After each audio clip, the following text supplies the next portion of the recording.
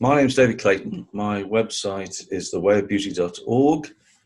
My book, one of my books, I've got several, is The Vision for You, How to Discover the Life You Were Made For. Self-esteem, is it good or is it bad? Should we have high self-esteem? Or is the very act of esteeming ourselves an act of self-centeredness that leads to misery? People worry a lot today about whether we have high self-esteem or low self-esteem.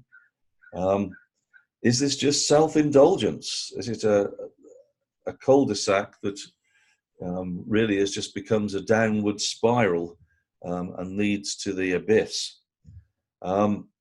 Well, my thoughts used to be that this focus on self-esteem is just a modern new agey psychobabble fad, frankly, that the problem is regarding ourselves, and that that really what we ought to do is love our fellows and love God, and by doing esteemable things, as I heard someone say, we develop self-esteem, so we start to feel good about ourselves. However, I now think that it's slightly more complicated. I want to nuance it. I still think that is broadly speaking true, but not quite. There is something in this idea of self-care and self-love, and being good to ourselves, which is what people often say we need to do in order to develop self-esteem. And this is because I recently did a podcast with Father Brad Elliott, and he explained to me that according to Thomas Aquinas, there is in fact a hierarchy of loves, and God is first. So our first action, the first ordering principle, should be love of God. Second is love of self. So we do love ourselves, but we do so ordered to love of God. So there can't be any conflict here if we get this right. And third is neighbor. And so what he said is that we can't love our neighbor unless we have love to give, ultimately. So we respond to God's love, and we do so out of a certain desire for happiness and self-interest. And then we pass it on, so to speak, a little bundle of love to our neighbor. At a simple level, if we aren't capable of taking actions, or we don't nurture our body and soul to the degree that we can think and act, then we can't be of any use to anybody. So that makes sense.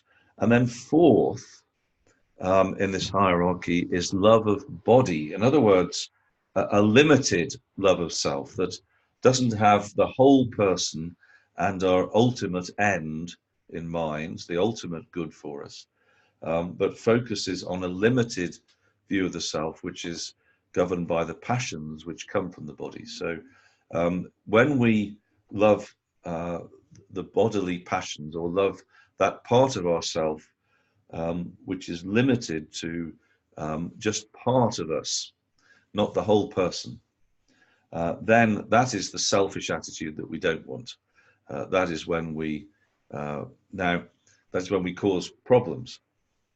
So where do we fit all of this in? First of all, how can I possibly harmonize all these things? I think this is what morality is about. Christian morality, any morality that comes from God, it really is a set of principles, a pathway to happiness that allows us to harmonize all of these things which otherwise would become conflicting motivations. So I don't think anybody realistically has the capacity to work out in any situation how to balance all these things harmoniously, ordered so that they all work together. Only in God's world can this be, and the order which describes this is morality. That's why I do my best to live, do what is right and good, and then I'm fulfilling all of these loves in the right order. when people talk about being nice to themselves, um, it depends what they mean. They could be referring to properly ordered self-love.